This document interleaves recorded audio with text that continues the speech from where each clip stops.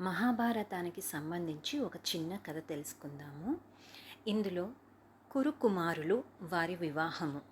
కురుకుమారులు అసలు ఎవరు? వారి వివాహం ఎవరితో జరిగిందో తెలుసుకుందాము. ధృతరాష్ట్రుడు, పాండురాజు, విదురుడు వీరు ముగ్గురు కురుకుమారులు. వీరు ముగ్గురు పెద్దవారవడంతో భీష్ముడు వారికి వివాహాలు చేయాలని నిర్ణయించుకున్నారు. అప్పుడు ధృతరాష్ట్రుడికి గాంధార రాజైన శుభలుని కూతురు గాంధారిని ఇచ్చి పెళ్లి జరిపించాడు. గాంధారి తన భర్త గుడ్డివాడు అవడంతో తాను కూడా కళ్ళకు గంతలు కట్టుకుంది.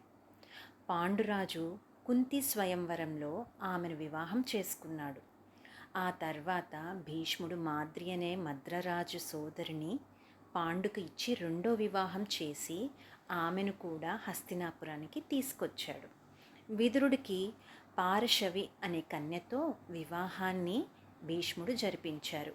ఈ విధంగా వీరి ముగ్గురు కురుకుమారులకి వివాహాన్ని భీష్ముడు జరిపించారు. ఇది కురుకుమారుల యొక్క వివాహము, వారి పైన కథ.